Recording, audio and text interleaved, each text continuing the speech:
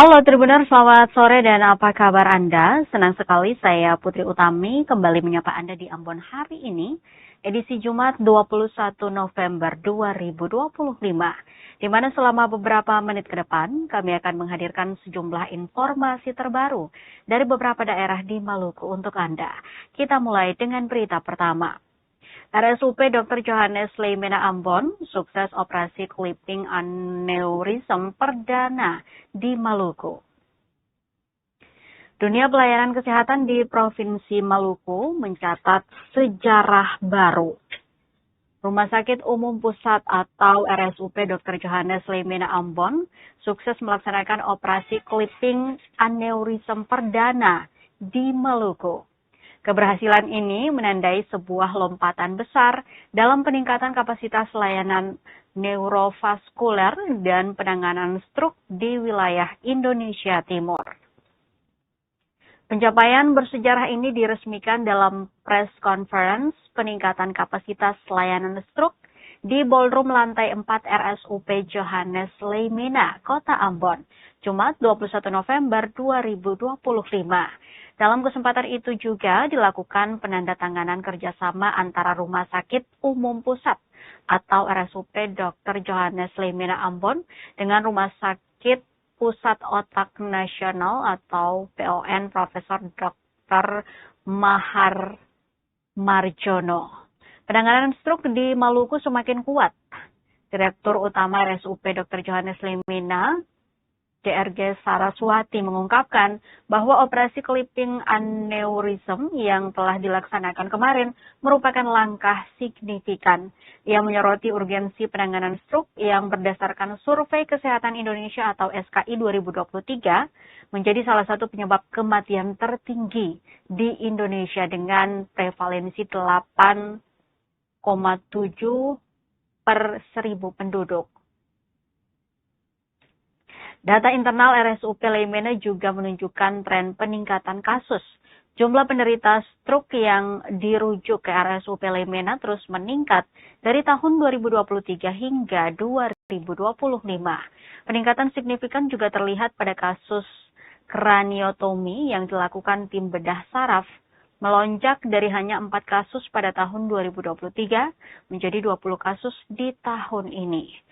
Harapannya pasien stroke dengan penyulit khususnya di bidang saraf dapat tertangani tuntas di RSUP Leimena yang kedepannya juga akan menjadi rumah sakit pendidikan bagi Fakultas Kedokteran Unpati. Dalam sambutan Gubernur Provinsi Maluku Hendrik Lewerisa yang dibacakan oleh PLT Kepala Dinas Kesehatan, Dr. Yan Aslian Nur, disebutkan bahwa operasi ini bukanlah sekadar prosedur medis biasa, namun merupakan manifestasi nyata dari komitmen pemerintah Provinsi Maluku bersama Kementerian Kesehatan untuk terus meningkatkan layanan stroke. Lanjutnya, selama ini masyarakat Maluku terpaksa dirujuk dan menempuh perjalanan jauh keluar daerah, bahkan hingga ke Jakarta, untuk mendapatkan penanganan stroke dan penyakit saraf yang komprehensif. Operasi perdana ini terselenggara berkat kerjasama dan asistensi luar biasa dari tim ahli bedah saraf dari Rumah Sakit Pusat Otak Nasional, Profesor Dr. Mahar Marjono. Keberhasilan ini dinilai sebagai langkah awal yang fundamental bagi dimulainya layanan neurointervensi dan bedah saraf di Maluku. Pencapaian ini sekaligus memperkuat rekam jejak Maluku dalam mengembangkan layanan spesialis. Sebelumnya, RSUP Leimena juga sukses melaksanakan operasi bedah lintas arteri koroner bypass jantung perdana dengan tim ahli dari Rumah Sakit Jantung dan Pembuluh Darah Harapan Kita. Direktur Jenderal Kesehatan Lanjutan Dr. Azhar Jaya dalam sambutannya memberikan apresiasi tinggi. Ia menjelaskan bahwa RSUP Leimena adalah rumah sakit ke-20 di seluruh Indonesia yang berhasil melaksanakan operasi clipping aneurism. Ia berpesan agar momen bersejarah ini tidak hanya sekadar seremonial belaka, melainkan harus terus berlanjut demi pemerataan layanan kesehatan bagi seluruh masyarakat. Itu stroke merupakan salah satu penyebab kematian tertinggi di Indonesia dan angka maka prevalensinya adalah 8,3 per 1000 penduduk per 1000. Sementara di Ambon sendiri di Maluku angkanya adalah 5,0 per 1000. Artinya kalau di Ambon ini, di Maluku ini ada 1,9 juta penduduk, maka sekitar 9.500 penduduk ini ada yang menderita stroke. Dan dari yang menderita stroke dari tahun 2023 sampai 2025 yang dirujuk ke Rumah Sakit Yamina, angkanya terus meningkat. Sedangkan untuk radiotomi sendiri yang dilakukan oleh tim bedah saraf Rumah Sakit Yamina juga terus mengalami peningkatan. Tahun 2023 hanya 4 kasus, namun di tahun 2025 ini kasusnya menjadi 20 kasus. Operasi klinik aneurism pertama di Rumah Sakit Umum Pusat Dr. Johannes Yamina Ambon. Ini bukanlah sekedar prosedur medis biasa, namun merupakan manifestasi nyata dan komitmen pemerintah Provinsi Maluku bersama Kementerian Kesehatan untuk terus mengembangkan layanan stroke dan meningkatkan kapasitas pelayanan neurovaskuler bagi masyarakat di wilayah. Banyak masyarakat kita yang harus terpaksa dirujuk dan harus menempuh perjalanan jauh ke luar daerah bahkan ke Jakarta untuk mendapatkan penanganan yang komprehensif. Inilah yang menjadi tekad kita bersama untuk mewujudkan kemandirian dan pemerataan layanan kesehatan berkualitas di Provinsi Maluku. Clipping analisis perdana di Provinsi Maluku di Rumah Sakit Yamina, dan pada kegiatan kemarin tim bedah dan juga dokter bedah saraf dari tim pengampu regional Rumah Sakit Wahidin Sudirohusodo melakukan tanya jawab dengan keluarganya, dan nanti akan didampingi, Pak Menteri akan didampingi oleh. Disambut hangat DPRD DKI Jakarta kunker ke DPRD Maluku. Dewan Perwakilan Rakyat Daerah atau DPRD DKI Jakarta melakukan kunjungan kerja ke DPRD Provinsi Maluku Kamis 20 November 2025. Kunjungan ini dalam rangka temu ramah bersama pimpinan Badan Anggaran atau Banggar dan Badan Musyawarah atau Banmus DPRD DKI Jakarta ke DPRD Maluku. Pantauan tribunambon.com, rombongan tiba sekitar pukul 4:30 sore waktu Indonesia Timur. Rombongan tiba setelah dijemput oleh pimpinan dan anggota DPRD Maluku. Ketua DPRD Maluku Ben Hurge Watubun dalam sambutannya menyampaikan selamat datang kepada semua unsur pimpinan dan anggota DPRD DKI Jakarta yang telah melakukan kunjungan kerja walaupun hanya singkat. Watubun berharap kunker yang dilakukan oleh DPRD DKI Jakarta ke DPRD Maluku ini dapat memperkaya gagasan dan rasa ingin tahu pada substansi daerah kita. Dalam sambutannya, orang nomor 3 di Maluku ini menyampaikan pesan kebersamaan ini dapat memberikan timbal balik positif antar sesama Dewan Perwakilan Rakyat Daerah. Untuk agenda keberadaan dan kepulangan rombongan belum diketahui pasti.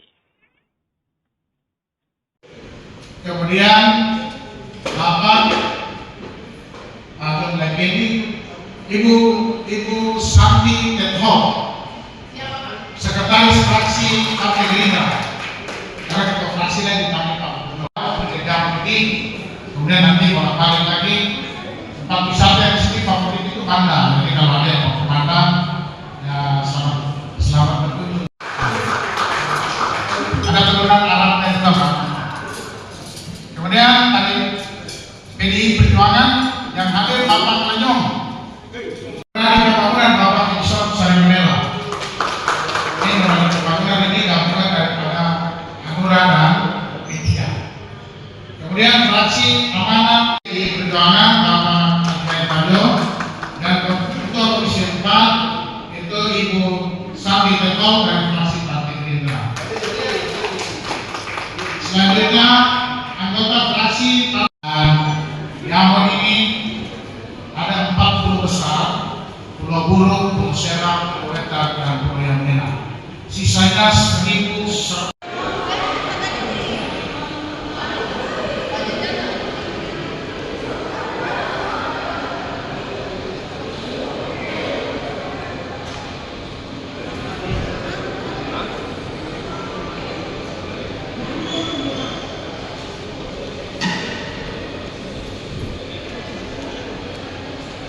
fraksi Partai Keadilan Sejahtera. Kemudian Bapak Andreas Tamora, Ketua Fraksi PDI Perjuangan, yang kemudian Bapak tiba langsung ke kantor DPRD, lalu kita menikmati rapat bersama sekaligus ungkapan syukur karena kemudian Bapak hadir dengan selamat di Kota Ambon. Dan pertama-tama sebelum kami menyampaikan ini panggilnya Pak Hans ini sekaligus Ketua Badan. Kemudian Bakti Partai Kebangkitan Bangsa Bapak Mumin Refaku dari fraksi Partai Nasdem. Yang kedua Bapak Johannes Bemelisa, Wakil Ketua DPRD Provinsi Maluku dari fraksi Partai Gerindra. Fraksi Partai Nasdem. Informasi lainnya, Tribuners sempat hilang saat melaut. 2 nelayan asal Malra ditemukan selamat. 2 nelayan asal Maluku Tenggara yang dikabarkan sempat hilang saat melaut, kini ditemukan selamat oleh tim SAR gabungan. Rabu 19 November 2025.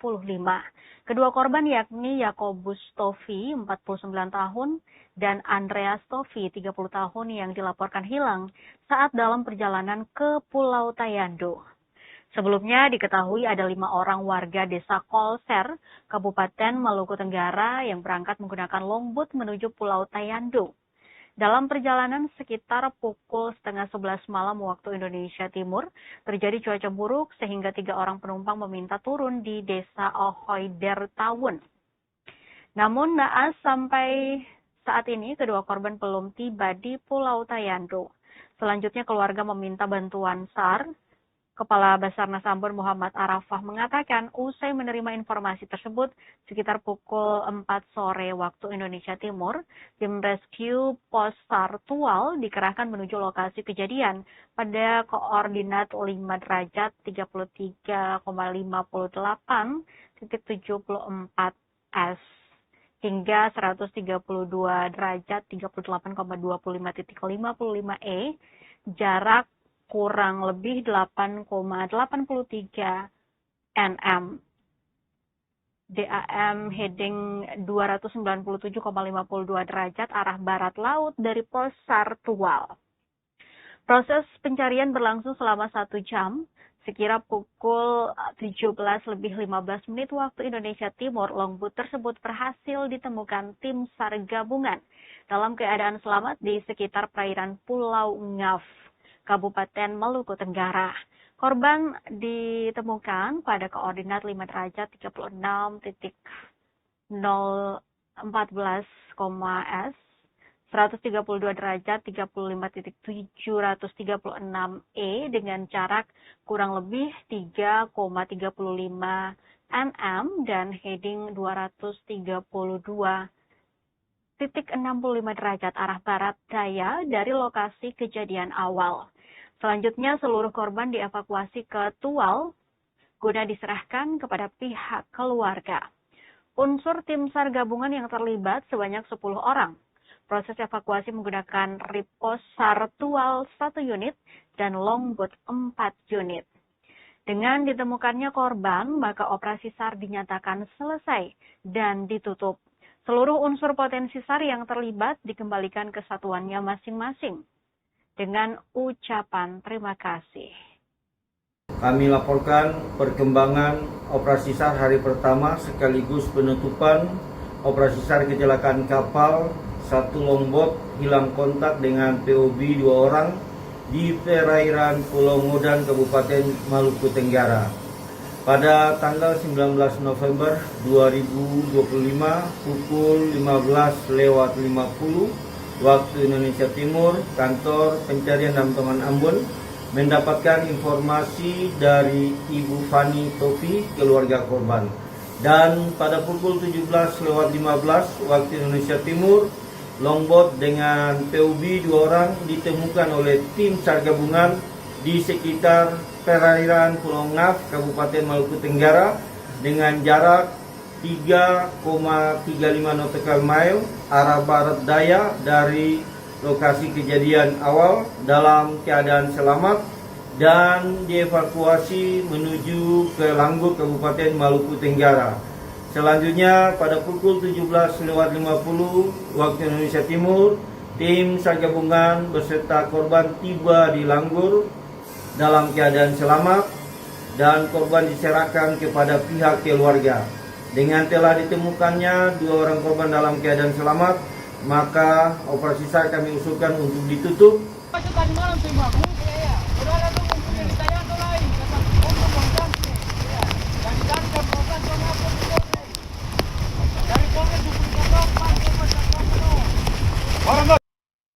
Kita ke Maluku Tengah, Tribuners. 2 Alek di Maluku Tengah nyaris adu jotos saat paripurna kesepakatan KUA PPAS RAPBD 2026. 2 anggota legislatif atau Alek Kabupaten Maluku Tengah hampir adu jotos saat rapat paripurna DPRD Maluku Tengah dalam rangka penandatanganan nota kesepakatan kebijakan umum anggaran atau KUA Plafon Prioritas Anggaran Sementara atau PPAS Rancangan APBD 2026. Mereka adalah Kudus Tehu Ayo dari fraksi Partai Kebangkitan Bangsa dan Julianus Watimena dari fraksi PDIP. Rapat yang berlangsung di gedung DPRD Maluku Tengah Kamis 20 November 2025 itu sempat memanas saat Kudus Tehu Ayo menyampaikan interupsi berkenaan dengan anggaran aspirasi DPRD Maluku Tengah. Saat sedang menyampaikan pendapatnya malah dipotong oleh Julianus Watimena yang juga Ketua Komisi 2 DPRD Maluku Tengah. Tak terima, anggota legislatif dari PKB itu naik darah, membanting mikrofon dan mengajak adu jotos Watimena. Kudus Tehu Ayo yang merupakan Alek PAW mendiang almarhumah Andan Nurbati itu menyayangkan jumlah anggaran aspirasi senilai 100 juta untuk 40-an anggota DPRD Maluku Tengah. Ia menegaskan bahwa 40-an anggota DPRD Maluku Tengah juga memiliki konstituen yang sama seperti bupati dan wakil bupati.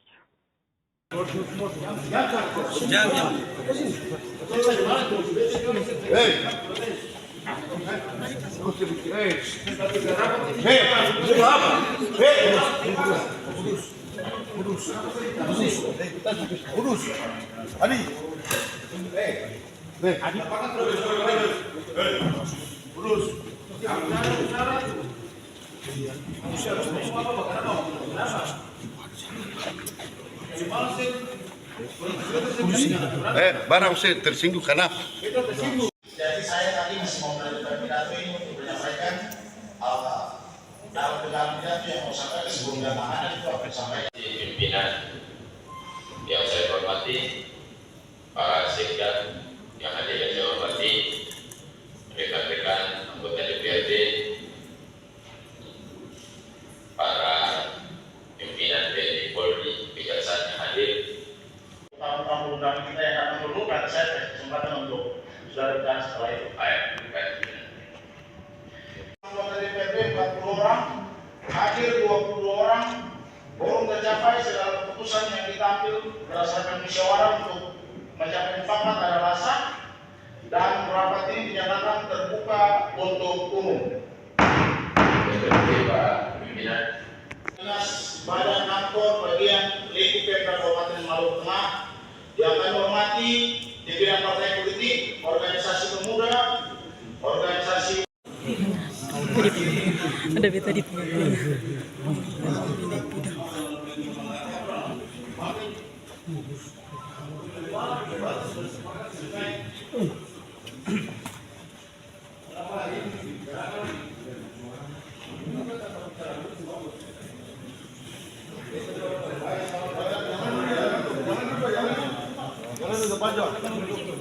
jalan di tempat sudah. Ayo.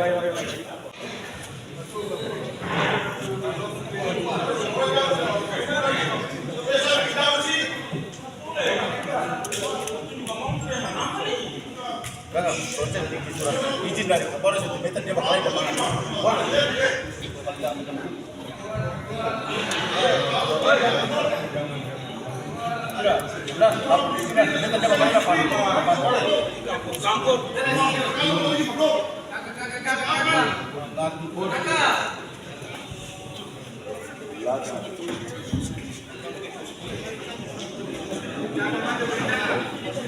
Saudara-saudara, saya yang mengatur jalannya persidangan di sini.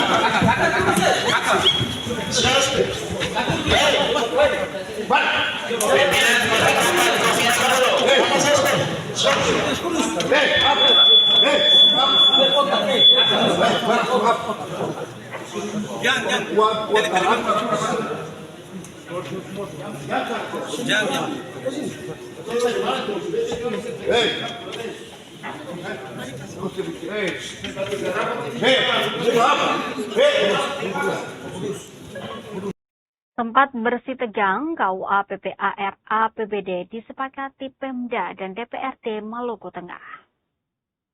Walau sempat bersih tegang, kebijakan umum anggaran atau KUA plafon prioritas anggaran atau PPA rancangan APBD tahun anggaran Kabupaten Maluku Tengah 2026 disepakati.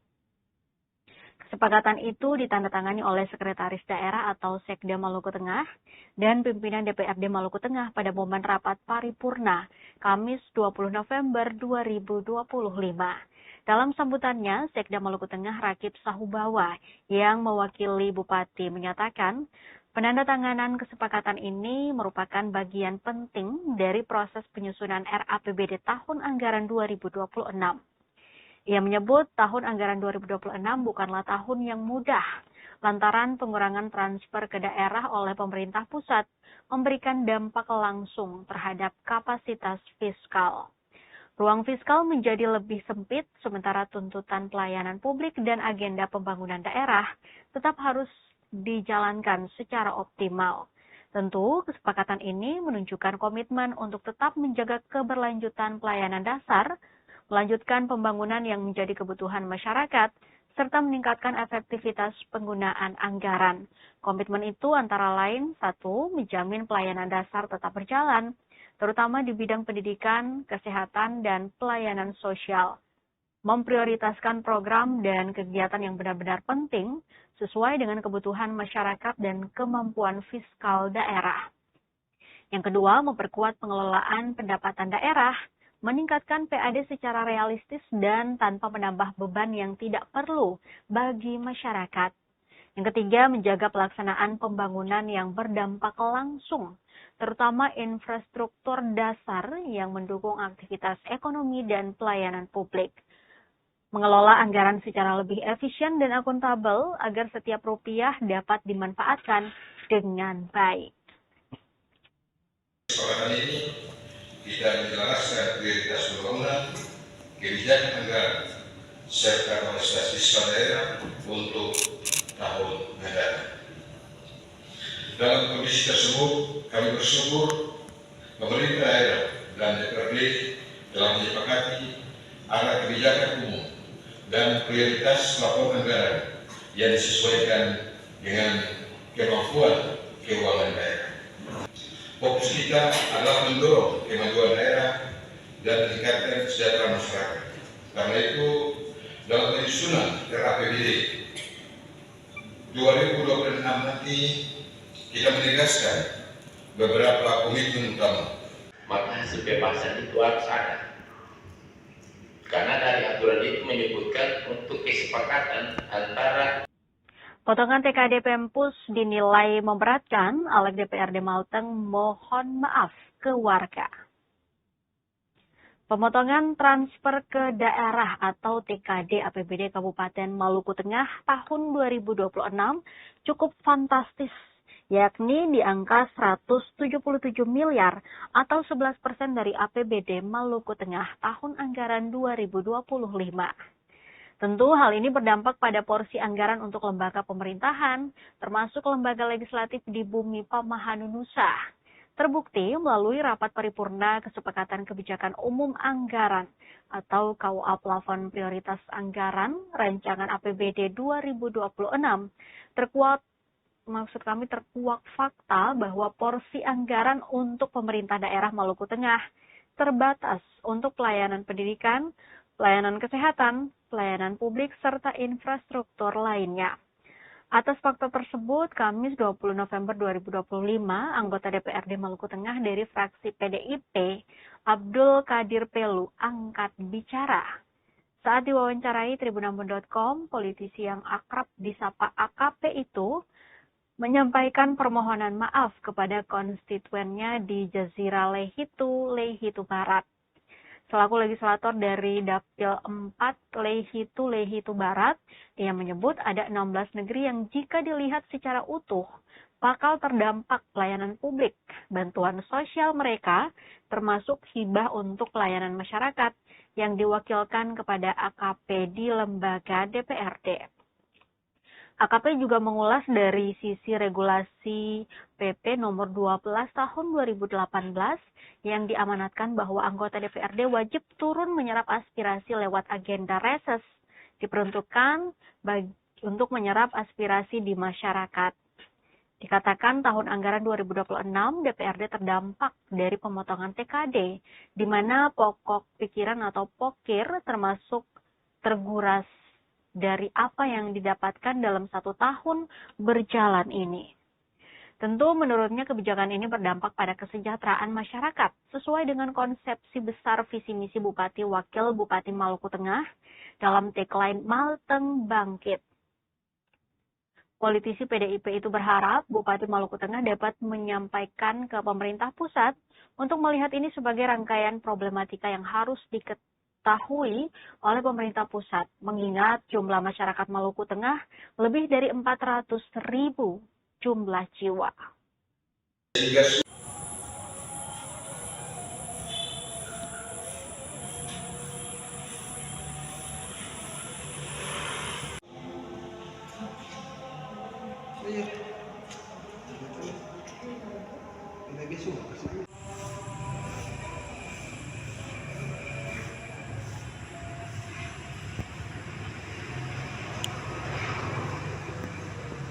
Pimpinan yang saya hormati, para sekda yang hadir yang saya hormati, rekan-rekan anggota DPRD, para pimpinan TNI Polri, kejaksaan yang hadir, maka hasil bebasan itu harus ada. Karena dari aturan itu menyebutkan untuk kesepakatan antara. Jadi saya tadi masih mau melanjutkan pidato ini untuk menyampaikan dalam pidato yang mau sampaikan sebelum tantangan itu akan disampaikan.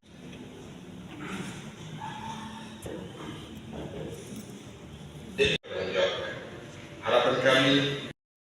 Dari Malteng kita ke SBT Tribuners, plafon jebol hingga rumput liar meninggi, gedung serbaguna Dinkes SBT seperti bangunan terbengkalai. Kondisi gedung serbaguna Dinas Kesehatan Kabupaten Serang Bagian Timur atau SBT semakin memprihatinkan. Pantauan tribunambon.com Kamis 20 November 2025 tampak kerusakan serius di berbagai sudut bangunan yang selama ini kerap menjadi lokasi aktivitas pemerintah daerah.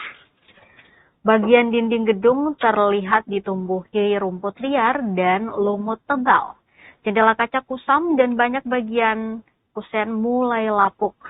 Cat yang mengelupas membuat gedung tersebut terlihat seperti tak terurus dalam waktu lama. Kerusakan paling mencolok terlihat pada bagian atap plafon luar ruangan. Lubang besar menganga pada bagian tersebut dengan serpihan material yang nyaris jatuh. Kondisi ini bukan hanya menimbulkan kesan kumuh, tetapi juga membahayakan pengguna gedung. Samrin Rumaha, 39 tahun, salah satu warga turut prihatin dengan kondisi bangunan yang dibiarkan rusak cukup lama itu. Selain kondisi gedung, Samrin mengakui akses jalan masuk menuju pelataran gedung juga mengalami kerusakan cukup parah. Permukaan jalan berlubang, retak, dan tidak rata sehingga menyulitkan kendaraan maupun pejalan kaki, terlebih di musim hujan. Ia berharap pemerintah daerah segera mengambil langkah perbaikan, mengingat gedung tersebut menjadi salah satu lokasi langganan kegiatan resmi.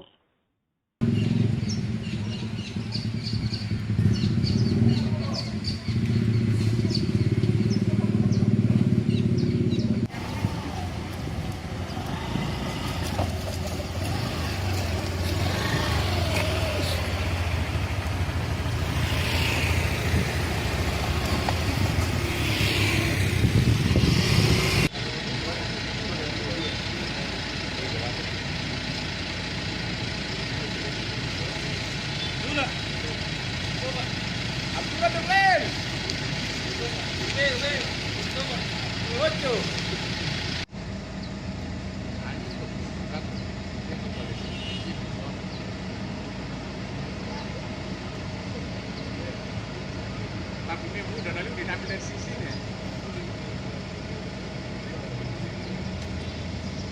Nanti supaya nggak bisa juta miliar mas, ya mas terus gitu.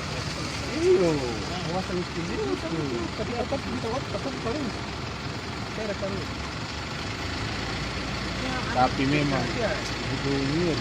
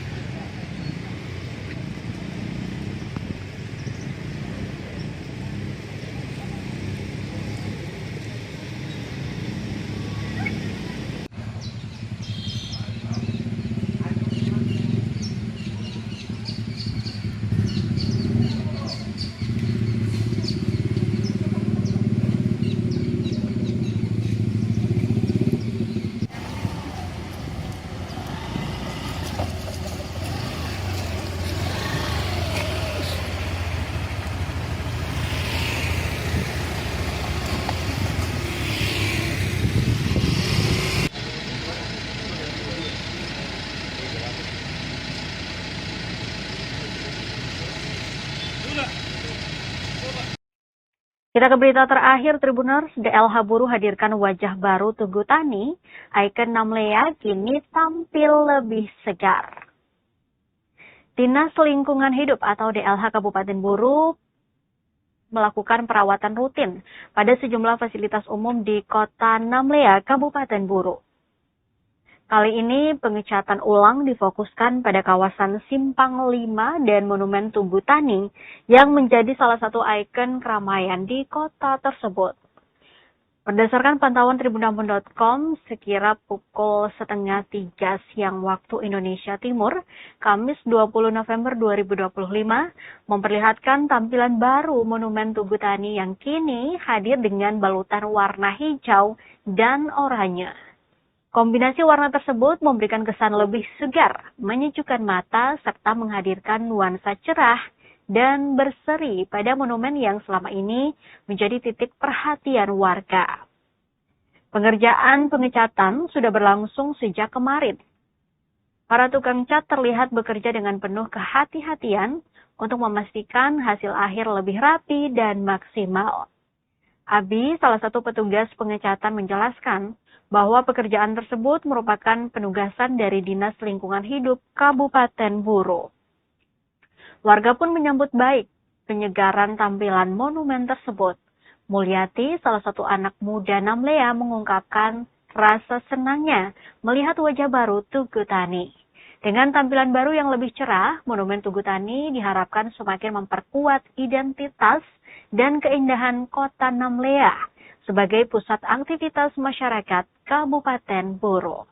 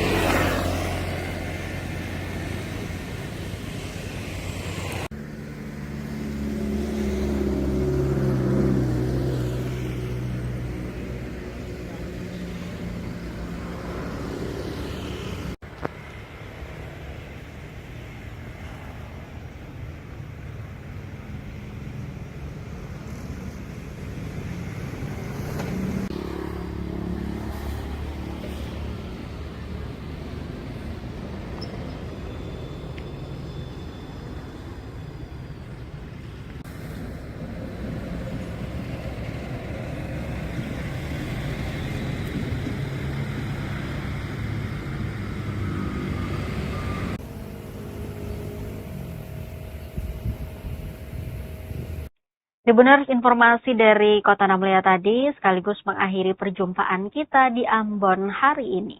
Saya Putri Utami mewakili seluruh kru yang bertugas mengucapkan terima kasih atas perhatian Anda. Selamat malam, sampai jumpa dan amato. Download Tribun X sekarang, menghadirkan lokal menjadi Indonesia.